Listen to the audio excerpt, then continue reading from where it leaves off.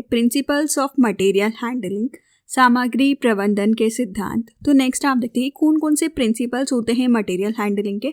First आता है cost principal, second है कंप्यूटराइजेशन प्रिंसिपल, थर्ड है एनर्जी प्रिंसिपल, फोर्थ है एर्गोनॉमिक प्रिंसिपल, फिफ्थ है इकोलॉजिकल प्रिंसिपल, सिक्स्थ है फ्लेक्सिबिलिटी प्रिंसिपल, सेवंथ है ग्रेविटी प्रिंसिपल, एट्थ है लेआउट प्रिंसिपल, नाइन्थ है मेंटेनेंस प्रिंसिपल, 10th है मैकेनाइजिंग प्रिंसिपल, 11th है ओरिएंटेशन प्रिंसिपल, 12th है प्लानिंग प्रिंसिपल, नेक्स्ट है standardisation principle, simplification principle, space utilisation principle, system principle, system flow principle और safety principal.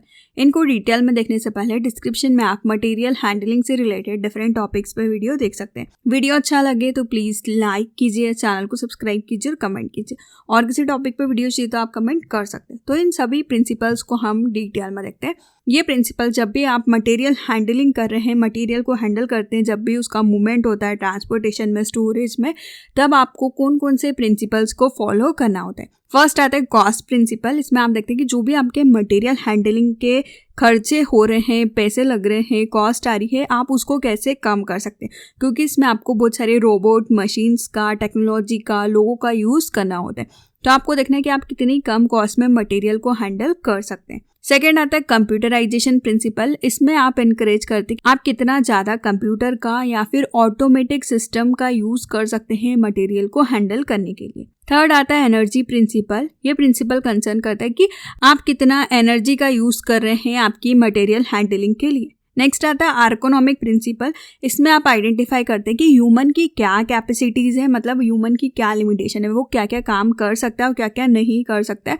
आपको उसको देखना है कि जो ह्यूमन है वो किन चीज़ों में काम कर सकता है और किन चीज़ों पे नहीं कर सकता है। नेक्स्ट आता है इकोलॉजिकल प्रिंसिपल। ये इंश्योर करता है कि आपका कम से कम इम्पैक्ट आए इकोलॉजिकल सिस्टम पे या मटेरियल हैंडलिंग के काम पे। नेक्स्ट आता है फ्लेक्सिबिलिटी प्रिंसिपल। ये इनकरेज करता है कि कैसे आप टूल्स और मेथड का यूज़ करते हैं डिफरेंट टाइप की वर्क कंडीशन के लिए, ताकि आपको डिफरेंट मेथड्स के थ्रू आप किसी भी काम को इजीली कर सकते हैं। नेक्स्ट आता है ग्रेविटी प्रिंसिपल। इसमें प्रमोट करते हैं कि आप ग्रेविटी को कंसीडर करते हैं, आप ग्रेविटी का यूज़ करते हैं आपकी मटेरियल हैंडलिंग के लिए, ताकि आप मटेरियल को इजीली हैंडल कर सकें। आपको पता है कि जो भी चीज़ें ऊपर है वो नीचे ही जाएगी, तो आप देखते हैं कि जब भी आप मटेरियल हैंडल कर रहे हैं तो आप ग्रेविटी के प्रिंसिपल को फॉलो करें। नेक्स्ट आता है layout principle. Layout principle concern करता है कि जो भी मटेरियल आप हैंडल कर रहे हैं उसको सीक्वेंस में, ऑर्डर में आप उसको ऑपरेशन में लेके आएँ। नेक्स्ट आता है मेंटेनेंस प्रिंसिपल।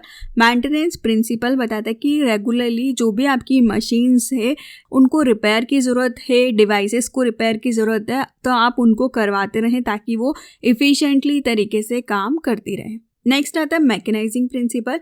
ये कंसर्न करता है कि आप मैकेनाइजिंग मेथड का यूज़ करते हैं ताकि आप काम को ज़्यादा जल्दी स्पीड में कर सकते हैं, मशीन्स का ज़्यादा यूज़ करते हैं और ह्यूमन पे डिपेंड कम रहते हैं या फिर ह्यूमन के एफर्ट्स को आप कम करते हैं ताकि आप मशीन से इजीली काम कर सकते हैं। नेक्स्ट आता है ओरिएंटेशन प्रिंसिपल। इसमें आप स्टडी करते हैं कि क्या एग्जिस्टिंग प्रोसेस है, क्या प्रॉब्लम्स है, और आप उसकी पहले से प्लानिंग करते हैं कि आप उस प्रॉब्लम को कैसे सॉल्व कर सकते हैं और कौन सी प्रोसेस को फॉलो कर सकते हैं। नेक्स्ट आता है प्लानिंग प्रिंसिपल। इसमें आप प्लान करते हैं कि क्या आपकी बेसिक रिक्वायरमेंट है, क्या अल्टरनेटिव अप्रोचेस हैं मटेरियल हैंडलिंग के, और आप उनको किस तरीके से प्लानिंग करके उनको हैंडल करेंगे और आपका क्या प्लान होगा उसको हैंडल करने के लिए। नेक्स्ट आता है स्टैंडर्डाइजेशन प्रिंसिपल। ये इनकरेज करता है कि आप आपके जो मटेरियल हैंडलिंग की प्रोसेस है या मेथड्स है उसमें आप स्टैंडर्ड टूल्स और टेक्निक्स का यूज़ करेंगे। मतलब आपका फिक्स हो गया कि इस टाइप के टूल्स या इस टाइप की टेक्निक्स का आप यूज़ करेंगे। नेक्स्ट आता है सिंप्लीफिकेशन प्रिंसिपल। ये कंसर्न करता है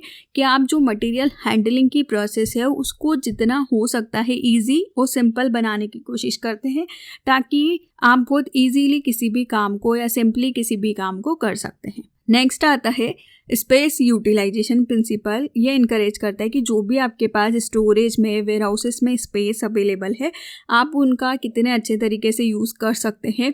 मटेरियल हैंडलिंग के लिए हर जगह बहुत दूर दूर ना हो, सबका डिस्टेंस कम हो, जितना मिनिमम डिस्टेंस चाहिए आप उतना रखें ताकि आपको ज़्यादा डिस्टेंस बार बार कवर ना करना पड़े और आप स्पेस का अच्छी तरीके से यूटिलाइजेशन कर सकते हैं। नेक्स्ट आता है सिस्टम प्रिंसिपल। ये कंसर्न करता है कि आपका जो मटेरियल का स्टोरेज है उसमें क्या क्या सिस्टम होंगे, मतलब किन एक्टिविटीज़ को आप फॉलो करके आपका जो मटेरियल स्टोर होगा उसके लिए पूरा एक सिस्टम होता है, उस सिस्टम को आप फॉलो करते हैं और उसी के बेसिस पे आप काम करते हैं। नेक्स्ट आता है सिस्टम फ्लो प्रिंसिपल।